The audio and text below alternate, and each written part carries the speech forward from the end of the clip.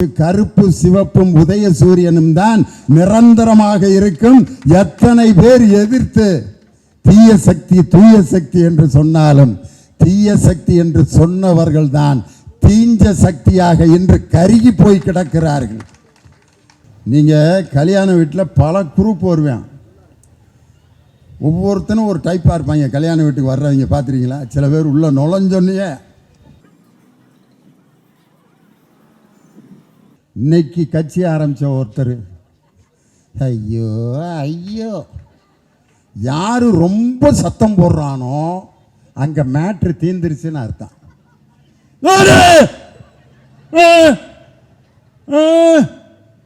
வணக்கம் வணக்கத்தை கூட இவ்வளோ இதாக சொல்லுவாங்க.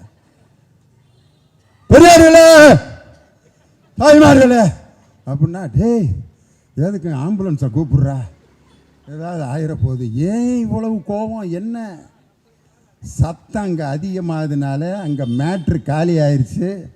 அங்கே தோல்வியை நோக்கி கிளம்பிக்கிட்டு இருக்காங்கன்னு அர்த்தம். ரெண்டு கணவன் மனைவி சத்தம் போட்டு பேசுகிறாங்கன்னு வச்சுக்கோங்க, அங்கே யார் என்ன பேசுகிறானே விளங்காது. ஆனால் காதலர்கள் பேசும்போது பார்த்துருக்கீங்களா, எங்கேயாவது சத்தமாக பேசுகிறாங்களா?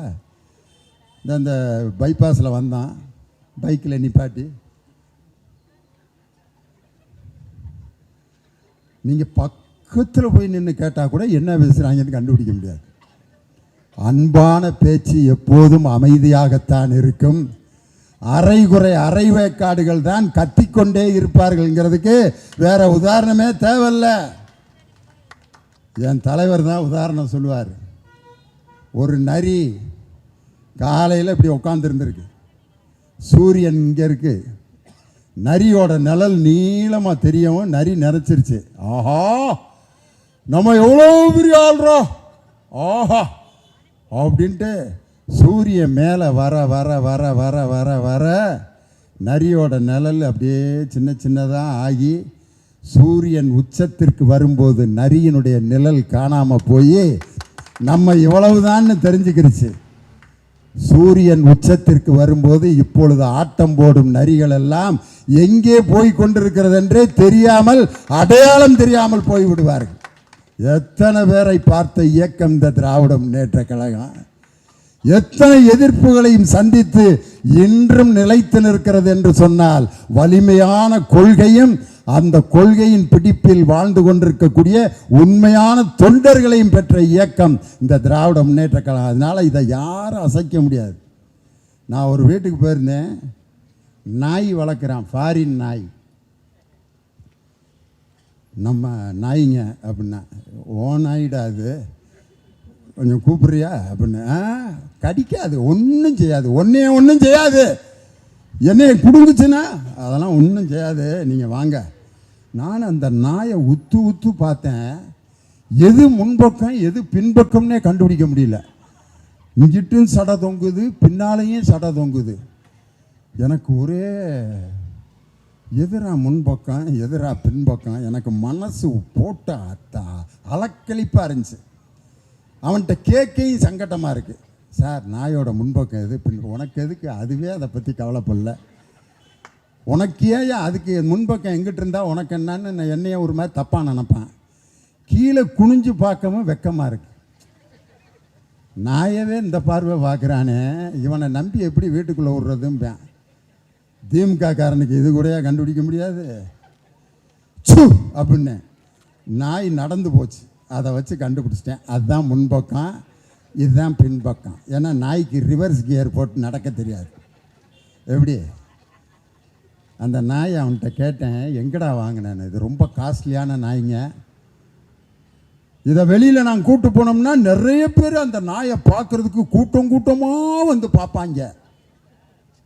நல்லா கவனிங்க நான் சொல்கிற கதையை. கூட்டம் கூட்டமாக அந்த நாயை வந்து பார்ப்பாங்க. எதுக்குடா வளர்க்குறேன்னா, ஒன்றும் செய்யாது, நல்லா திங்கும், நல்லா தூங்கும், அப்பப்போ வெளியில் வந்து கொஞ்ச நேரம் சத்தமாக குலைக்கும், சூரியனை பார்த்தா ரொம்ப குலைக்கும் அப்படின்னா. அருமையான நாயிடா, சூரியனை பார்த்து ஏன்டா குலைக்கும், அதுக்கே தெரியாது. ஏண்டா சூரியனை பார்த்து இந்த நாய் குலைக்குதுன்னா அதுக்கே தெரியாதுங்கிறான் யார் ஓனர். அதுக்கு பொழுது போகலன்னா சூரியனை பார்த்து குலைச்சிட்டு திருப்பி போய் கூண்டுக்குள்ளே படுத்துக்கிறேன், நல்லா திங்க, திரும்பி எந்திரிச்சு வரேன், கொஞ்சம் நேரம் பார்க்கேன், அப்படிங்க சூரியனை பார்த்து அப்படிங்க திருப்பி போயிடறேன். நீங்கள் எதுக்கு இப்போ கைதட்டுறீங்கன்னு எனக்கு புரியல. நான் நாய் கதை தான் சொல்லிக்கிட்டு இருக்கேன். ஏதோ அந்த நாய் நினச்சிக்கிட்டு இருக்கு நம்மளை பார்த்து எல்லாம் பயப்படுறாங்கன்ட்டு. இந்த காரில் டூ வீலர்லாம் போகிறப்ப ரோட்டில் இருக்கிற நாய் அந்த டூ வீலரை பார்த்து பின்னாடியே குலைச்சிட்டு வரும், பார்த்துருக்கீங்களா? துரத்திக்கிட்டே வரும். எதுக்கு துரத்துதுன்னு இது வரைக்கும் அந்த நாய்க்கே தெரியாது. நான் ஒரு 6-7 வருஷமாக பார்க்குறேன். அங்கே இருக்கிற நாயை கொஞ்சம் தூரம் ஒரு 1/2 கிலோமீட்டர் வரைக்கும் கூட துரத்திக்கிட்டே வந்துட்டு திருப்பி பழைய இடத்துல போய் படுத்துக்கிறேன்.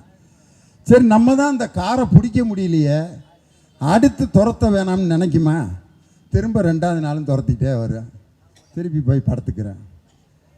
காரை துரத்தும் நாய்கள் கடைசி வரை காரை கைப்பற்றியதாக சரித்திரமே இல்லை. அந்த காரை துரத்தும் நாய்களை எல்லாம் பார்த்து எங்கள் பயணத்தை நிறுத்துவதற்கு திராவிட முன்னேற்ற கழகம் நேற்று பெய்த மழையில் முளைத்த காளான் அல்ல, அது 75 ஆண்டு காலம் தகுதியாக வளர்ந்து செழித்த ஆலமரம். அது மக்களுக்கு நிழலையும் கனிகளையும் கொடுத்து கொண்டே இருக்கும். இப்படி பவள விழா கண்ட கட்சி எங்க? இன்னைக்கு பார்த்தீங்கன்னா ஜெயலலிதா அம்மா இறந்த அன்னைக்கு எல்லாரும் சமாதிக்கு போயிருந்துச்சுங்க. நம்ம குரூப்பெல்லாம் யார்? எடப்பாடி பழனிசாமி, நம்ம அவர் டி ஜெயக்குமார் ஐயா, அவர் செல்லூர் ராஜு, முனிசாமி, நத்தம் விஸ்வநாதன், எங்கள் உலக புகழ்பெற்ற திண்டுக்கல் சீனிவாசன் எல்லாம் வந்து அம்மா அவங்கெல்லாம் போன பிறகு ஒரு 50 பொம்பளைய அதை எடுத்துட்டாங்க நம்ம ஆளுக. அம்மா நீங்கள் தான் அந்த கட்சியை காப்பாத்தன எடுத்துக்கிட்டாங்க அப்படின்னு அழுகுது ஒரு அம்மா. அந்த அம்மாட்ட ஒரு 5 பெண்கள் அழுகுறாங்கன்னா கட்சியை என்ன நிலைமைக்கு கொண்டு போயிட்டாரு பாருங்க நம்ம ஆளு எடப்பாடி பழனிசாமி. கணக்கு போடுறாரியா? என்ன கணக்கு தெரியுமா போட்டார் அன்னைக்கு? அன்பார்ந்த பெரியோர்களே, நாங்கள் ஏன் பாரதிய ஜனதாவோடு கூட்டணி வைத்தோம் என்றால், சென்ற 2024 தேர்தலிலே நாங்கள் பெற்ற வாக்கு சதவீதம் 23%. பாரதிய ஜனதா பெற்ற வாக்கு சதவீதம் 18%. ரெண்டையும் கூட்டினா 41%. இப்போ நாங்கள் 2 பேரும் சேர்ந்துருக்கோம், 41% வாக்கு எங்களுக்கு கிடைக்கும் அப்படிங்கிறாரு. அந்த 18% பாரதிய ஜனதாவுக்கு கிடைச்சதில் ஓபிஎஸ், டிடிவி தினகரன் ஒரு 21 கட்சி சேர்ந்து தான் அந்த 18% பாரதிய ஜனதாவுக்கு கொடுத்தாங்க. எடப்பாடி பழனிசாமியோட கணக்கு எப்படி இருக்குன்னா, ஒரு பயலை கூப்பிட்டு நாய்க்கு 4 வயசில் 4 கால்ரா, 16 வயசில் எத்தனை கால் இருக்கேன் அப்படின்னு கேட்டேன்னா அவன் 16 கால் இருக்கேன் சார். டேய் நல்லா யோசிச்சு சொல்கிறா. நாய்க்கு 4 வயசில் 4 கால், 16 வயசில் 16 கால் தான் சார். எவன்டா சொல்லி கொடுத்தா? 16 வயசில் ஆமாம் மாற்றி சொல்லிட்டேன்னா, நாயின்னு போர்டில் எழுதுறான்னா நான் போட்டு 4 துணைக்கால் போட்டு ஈன்னு போட்டான். ஏண்டான்னா நீங்கள் தான் நாய்க்கு 4 கால் இருக்குன்னு சொன்னீங்கல்ல, அதனால் 4 துணைக்கால் போட்டேன்னு. எடப்பாடி பழனிசாமி இப்படி கேடத்தனமாக 6 4 கூட்டி 35 கணக்கு போட்டு கொண்டிருக்கக்கூடிய எடப்பாடி பழனிசாமி ஒரு பக்கம், இன்னொரு பக்கம் பார்த்தீங்கன்னா கல்வியில் சிறந்த தமிழ்நாடு என்ற ஒரு நிகழ்ச்சியை நடத்தி அந்த நிகழ்ச்சிக்கு வருகை தந்த நடிகர் சிவகார்த்திகேயன் மேடைக்கு வந்தார்யா. வந்து என்ன பேசினார் தெரியுமா? இதுதான் ரொம்ப அற்புதமான பேச்சு. வந்து மேடையில் அவ்வளோ மாணவர்கள் மாணவிகள்லாம் அவர் மேடைக்கு வந்தோன்னு கத்துறாங்க. அவர் ஒன்றே இந்த சத்தம்தான் ரொம்ப அருமையான சத்தம், இந்த சத்தம் ஆஹா ஓகான்லாம் அதை பற்றி அவர் கவலையே படல. என் மீது நீங்கள் வைத்திருக்கும் அன்புக்கு நன்றி வணக்கம் சொல்லிட்டு ஒரு வாக்கியம் சொன்னார். சினிமாங்கிறது ரொம்ப போட்டி நிறைந்த ஒரு துறை. இன்னைக்கு நான் நடிகராக இருக்கேன், என் கூட நடிச்சிட்டு இருக்கிற இன்னொரு நடிகர் என்னை விட மேலே போயிடுவான். நான் அந்த நடிப்பிலிருந்து விலகி போகிறது கூட வாய்ப்பு இருக்குது. எனக்கு ஃபீல்டே அவுட் ஆகி என்னுடைய படமே ஓடாமல் போனாலும் நான் பொழைச்சிக்கிருவேன். காரணம் எங்கள் அப்பா எனக்கு 2 டிகிரி எனக்கு படிக்க வச்சார். ஒன்று MBA, இன்னொன்று BE. இந்த 2 பட்டத்தை வச்சு நான் பொழைச்சிக்கிருவேன்னு சொல்லி, அதனால நீங்கள் எல்லாரும் படிங்கன்னு சொல்லி மாணவர்களை படிக்க சொன்ன ஒரு நடிகர். எப்படிப்பட்ட நடிகர்? மேலே தூண் மேலே ஒருத்தன் ஏறிட்டான். டேய் தம்பி, ஏற்கனவே 41 பேர்ரா, இறங்குடா. உள்ளே போயிருந்தாலும் போயிருப்பேன், திரும்பி உள்ளே போய் வச்சிடாத, இறங்கு இறங்கு இறங்குன்னா அதுக்கப்புறம் தான் நான் முத்தம் கொடுப்பேன்னாரு.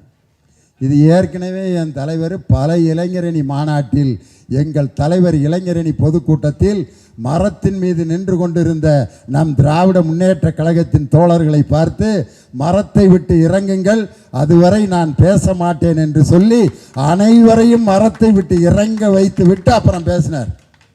இதுலையுமா காப்பி அடிக்கிறது ஒரு மனுஷன்? காரணம், இன்று திராவிட முன்னேற்ற கழகத்திற்கு எத்தனை சோதனைகள், எத்தனை நெருக்கடி. ஆளுநர் RN ரவி அவர் பார்த்தீங்கன்னா திருநெல்வேலியில் ஒரு காலேஜில் போய் பறை இசை, அது மிகவும் சிறப்பான இசை அப்படின்ட்டு அதை எடுத்து டங் டடங்கட்டி டங் டடங்கட்டின்னு அடிச்சுட்டு சொல்கிறாரு மாணவர்கள்ட்ட, திஸ் பறை should be taught to the college students in their syllabus. காலேஜில் தப்படிக்கிறத சிலபஸில் வச்சு வாசிக்கணும் அப்படின்னு யார்? RN ரவி சொல்கிறார். இதைத்தானையா திராவிட முன்னேற்ற கழகம் சொல்லுது. இதை வாசிப்பதால் இவன் ஒரு குறிப்பிட்ட ஜாதியை சேர்ந்தவன் என்ற நிலையை மாற்றி எந்த தொழில் செய்தாலும் அவன் படித்தால் எப்படிப்பட்ட உயரத்திற்கும் அவனை கல்வியை வைத்து கொண்டு செல்லலாம் என்ற புரட்சியை ஏற்படுத்திய ஒரு ஆட்சி நம் திராவிட மாடல் ஆட்சி. அந்த ஆட்சியை உருவாக்கி கொண்டிருப்பவர் நம் தமிழகத்தினுடைய முதலமைச்சர் தளபதி MK ஸ்டாலின் அவர்கள். இன்னைக்கு அப்படிப்பட்ட நல்ல ஆட்சியை நடத்தி கொண்டிருக்கக்கூடிய நம் தலைவர், இன்னைக்கு அவருக்கு பெரியாரின் வாரிசாக வந்திருக்கக்கூடிய நம் உதயநிதி ஸ்டாலின், பெரியாரின் கொள்கை பேரன் அவரை ஏன் சொல்றான்? அவருக்கு இருந்த அந்த துணிச்சல், சனாதனத்தை கொசுவை போல் ஒழிக்க வேண்டும் என்று ஒரு கருத்தை சொன்னவுடன் அவருக்கு ஏற்பட்ட நெருக்கடி என்ன தெரியுமா? 20 இடத்துல அவருக்கு வழக்குகள் பதிவு செய்யப்பட்டது. 20 இடத்துல இந்தியா முழுவதும் வழக்கு. அதில் ஒரு சாமியார் வீடியோவில் என்ன செஞ்சார் தெரியுமா? உதயநிதியினுடைய போட்டோவை எடுத்து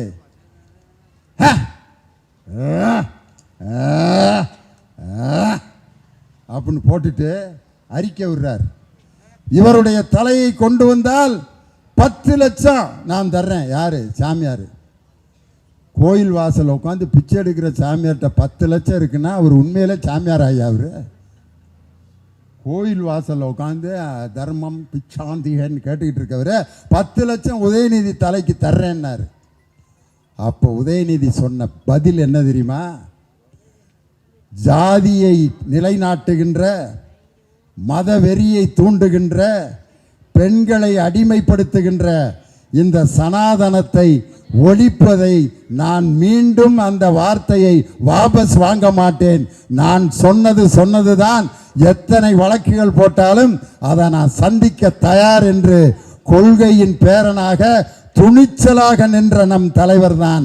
அவர்தான் இன்றைய பிறந்த நாள் கதாநாயகன் உதயநிதி ஸ்டாலின். ஆனால் கரூரில் 41 பேர் இறந்த உடனே பொதுச் செயலாளர் எங்கே போனார்னே தெரில. தலைமறைவு. துணை பொதுச் செயலாளர் தலைமறைவு.